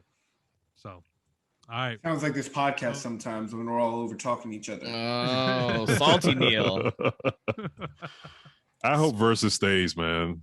And actually, we're trending with COVID. We're going to be right back. That was the first one I watched in full, actually. So I've never really seen the whole. Yeah, I haven't really been into it, but this setup was different. It was fun. There's some hits and misses, but I think I love Verzuz, bro. I love the idea. I love the concept. The fact that they bringing crowds in. Shout out to Fat Joe, still rocking a mask in the middle of the crowd and pulling it down to spin along and putting the shit back on. Yeah. Verzuz still pops, man. It's just it's a free concert basically. It's just I agree. All right, man. We're gonna move it out of here. I think that's all we had, right? Nobody's watching this. No one's watching this shit. It's right? TV dry season. There's really nothing on. Okay. Next thing I'm waiting for is whenever the fuck Succession season 3 starts. Succession and Ozark. Yeah, we're looking at fall for new shit to really watch at this point. I'll say in the meantime, and maybe we'll talk about it next time. So I got HBO just to watch Space Jam. So now I'm on a little bit. I'm watching Silicon Valley right now. Pretty good. Okay. Different type of humor. That's right up your alley. Yeah, I thought that would be up your alley. That's why. Right up your alley. I didn't think I would enjoy it, but it grew on me. All right, Zane already knows me better than my damn self. I said in the chat, I was like, Silicon Valley is going to be your thing. Called it. I almost went to go see M. Night's new movie, but I snapped it in my senses. No. I mean, that's a good watch at home movie then. Maybe. His weak point is him fucking up endings, and I heard he fucked the ending up on this one, so I said, let me not even bother. Next film I'm going to see is Candyman in theaters. That's the. You've been talking about that for a minute. I think August 27th. I've been waiting well over a year for this, so that's the next thing I'll be ready to review. So FYI. Is the M. Night movie streaming or is it just in theaters? That's a good question. I think it's just in theaters. Okay. I'm pretty sure it's just in theaters. Yeah. All right. Let's close this thing out, man. We got some dickheads in detention.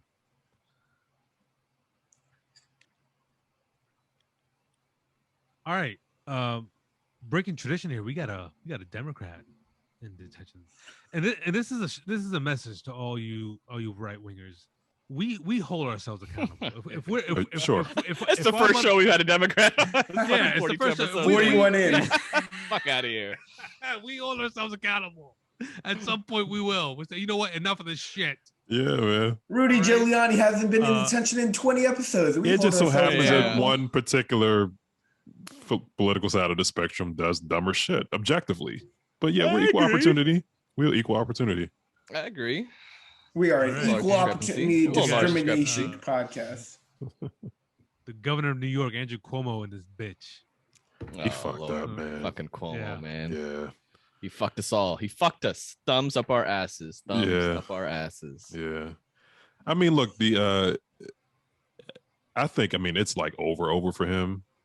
Like impeachment plus possibly criminal prosecution type shit. But he's in here in detention tonight because it's not funny, but he did a slideshow rebuttal to the AG's report. And he tried to PowerPoint presentation. Yeah, it slides and shit. And he tried to justify his handsiness. He justified his handsiness by showing pictures of other prominent politicians doing Joe Biden. Yeah, hugging and greetings with kisses and little sad Christian hugs and all that shit. Just to say, hey, I'm not the only one who does it. Barack Obama does it. Hillary Clinton does it. Oh my god. Joe Biden does it. It was the dumbest shit, man. Like the dumbest shit. And I feel bad for Chris Cuomo, who he opened up his show by talking about everything except his brother being a fucking pervert last night. Can't do that. Can't do that. And then just made it look worse. I'm like, nah, he's done, dude. Yeah, so Cuomo, we gotta get him out the fuck out the paint. He's done. He's done. Get him the fuck out of here. Get him the fuck out of here. Get the fuck out of here. Get the fuck out of here. Get the fuck out of here. Fuck out of here. Get the fuck out of here. Can we get that soundbite in here? That's just great. Yeah, we need that. So good. It's a horrible fight. Horrible fight. Get the fuck out of here. Matt Damon hit the headlines this week. Dropped the what do you call it? The other F bomb. The other F bomb. Yeah, yeah. Yeah. So, what was it? He had said it. I guess his daughter called him out on it. His daughter called him out. He said he had just stopped saying it a couple months ago. Okay. Like he was still driving that shit like fucking Archie Bunker. What does he think this is? South torn on this, man. He said it about 90 times in The Departed. So I mean, yeah, you get where he's coming from. That's a movie, but yeah. Fucking quiz. Great movie. Fucking quiz.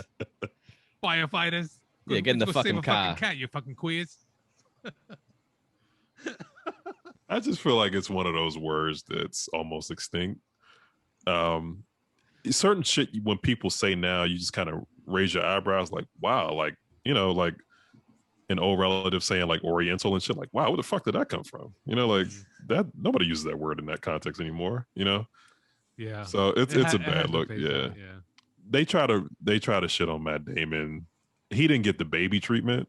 The baby is about to get run off Earth, but he was canceled from everything. Lollapalooza, every concert, music festival was dropping him. Deservedly so. He said some dumb shit, like really that dumb was shit. Yeah, completely. Yeah, Matt is kind of slid under the radar. I think he'll end up getting a pass at some point, but I've seen a lot of articles. People want to cancel him. Really? Yeah, but I here's my thing, and I don't know the full story. Right? He says that he has been using that word passively, however often, whatever, with a different application because how he grew up, right? And then his daughter basically explained to him why it's wrong, and now he's retired it, right? So for me, like someone had posted on Instagram, like it's people like Matt Damon who think they're heroes because they do shit that, like, I didn't take it that, like, for me it was somebody being vulnerable and openly admitting that they were doing something wrong and they were made to realize it. If I can change, like the whole Rocky shit, if I can change, you can change, everybody can change, right? That's how I took it. I find it just a little strange that he was still using it so freely, right? Especially for somebody who works in Hollywood. He didn't work in a fucking rubber factory in Dayton, Ohio. Like he's exposed to he's from a lot of different demographics. Yeah, of course. Boston's like, sure, yeah. That's the only thing that kind of had me like, really? Like that's something you were still liberally using, but you know, of course, I give him some props, obviously, for realizing the errors in his ways. I just thought it was weird that he was using that word so often. I definitely did too. It's just a lot of things, like there's a lot of weird shit we all do, right? And that's like with cancel culture. What I hate about it is like it never merits a discussion, right? It's always just like, oh wait, he said that. Fuck him. Fuck him. Is he here? Yeah. Fuck him. Yeah. Cancel his ass, right? Like, there's no opportunity for growth and improvement. There's no opportunity for growth or discussion, or that's my problem. Go ahead, Abdullah. I was just saying, maybe he was rapping the Nas lyrics, you know, that song, you know. No, but like people fucking change. Like everybody, like we always view people like, oh, like he did this 20 years ago. And obviously this just happened. Yeah. I get it. That's a whole separate conversation. Yeah. But like we're always talking about shit people did 30, 40 fucking years ago. Like the idea that nobody can fucking change, nobody can grow, right? Like it's just that with in the current context, like cancel culture now, you can say you've changed, but the other side of that is you have to go basically underground for years. Exactly. Yeah. Until you know you are confident things are blown over. I don't know when Chrissy Teigen's going to do anything again. Yeah. You know, like she's going to be Bay. Yeah. Well, I don't know what she did in the first place, but Horny Neil chimes in, but yeah. Horny Neil again. You got to think Cognito tabs on deck, man. He's ready to go. Oh, what do you think I was doing during the Verzuz segment? Oh my god! What's happening? All right. What the fuck happened in Chicago? I'm only kidding. It's ever since I watched Trading Places. Sorry.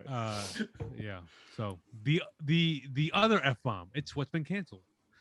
And we're gonna round this out with Pastor Greg Locke, the anti-vax pastor. So this dude. Go ahead, Jamal. This is your bit.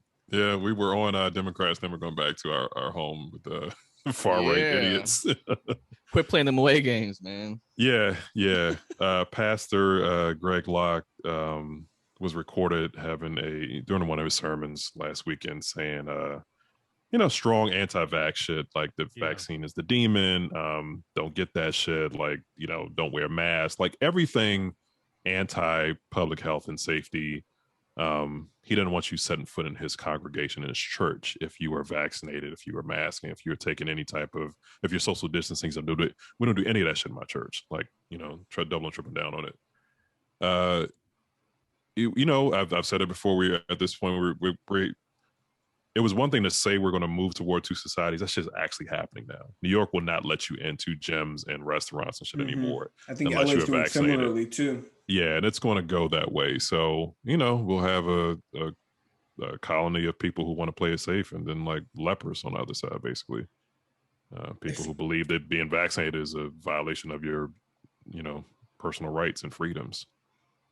But I still don't get it. And, maybe I, as, a brown person who's got it pretty good in American society, like can't always understand. But to the 40% of people who don't want to get vaccinated, have not gotten vaccinated yet, I think I read a study that was like a good 20+% of that like are hard anti-vaxxers and like stubbornly saying that they don't want to get vaxxed at all. And it's just like the Delta variant is very real. Cases are as high as they've ever been since the holiday wave. Do you all know anybody who's gotten a breakthrough infection? Because I know a few people now. So one of my friends that I had the close contact with, she's fully vaccinated and got it and tested positive. She had a fever, was like laid up in bed for a few days, and it's very real. But the fact is that if you have the vaccine, you're not going to be hospitalized. You're not going to be, passing away from it. And so that's even further reason. Don't think that, the vaccine is useless if you still get the infection if you test positive. No, that's beyond the point, and you're missing the mark. So get vaxxed and stay out of Great Church. Do it sooner than later, because y'all are messing up shit for everybody else. Nice. All right. Yeah. Get vaxxed, get masked up no matter what God tells you. You know what I mean? Like, do that shit. We're gonna wrap this thing out, man. Big poll suggestion for this week. Do we like spicy Neil or do we like horny Neil? That's gonna be the top of the talk of the week this week. And we got the fusion. We're gonna have highlight reels to supplement the cause. So we're looking forward. Can you imagine like Neil like turning into like Stefan Urkel, like going through a little chamber and shit? Who? The biggest concern here for Neil should be is what I'm going to Photoshop out of this horny Neil. It's okay. I just won't upload the Zoom video. You'll be useless. The double horns on Neil was nice touch. I like that. I like that. Spicy Neil, man. We'll see how it goes. Participation trophy, episode 41. Shout out to Obama. I had to squeeze that in there. Happy birthday, Obama. Big 6-0. Yes, sir. The resident black correspondent wanted me to plug that in the intro. But I made sure it's... See how they put the black man last? Yeah. I put him in there. I put him in there. Black man dies first, mentioned last. Should be getting Social Security when they're 29. Oh, man. Meanwhile, the average black man lives 38. Gets Social Security at 65. I love it. All right, y'all. For Neil, for Zane, for Jamal, for myself, PTP. Catch y'all next week.